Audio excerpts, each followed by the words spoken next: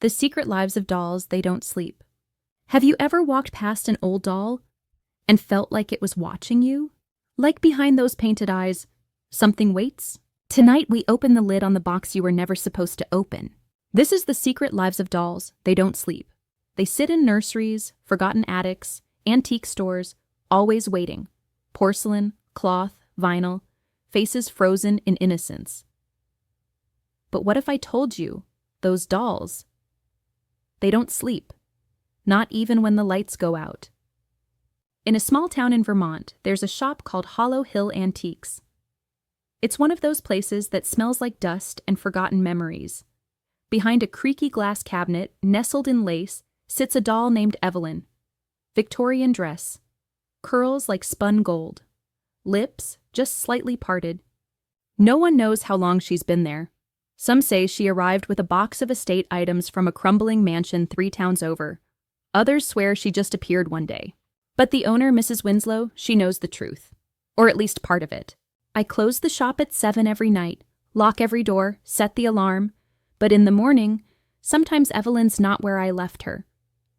One morning, I found her on the front counter, facing the door, like she was waiting for someone. Most people laugh it off. Wind, they say, an old building settling. But here's the thing, Evelyn isn't the only one.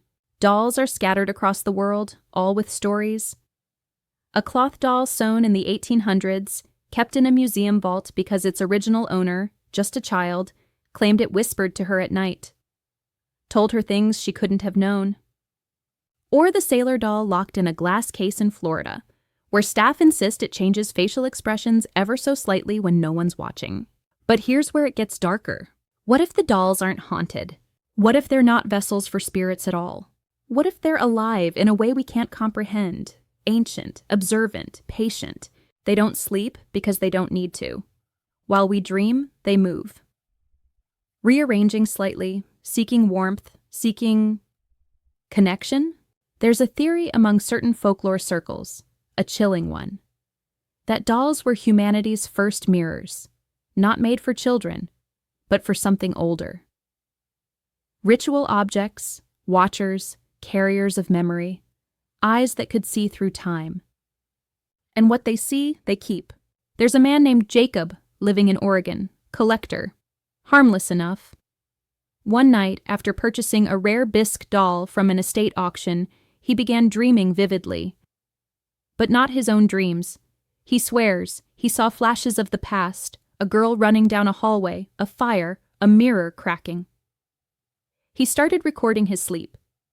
In one of the videos, the doll blinks, just once. The tape cuts out. He doesn't sleep in that room anymore. But he won't get rid of the doll either. You see, once they've chosen you, they don't let go.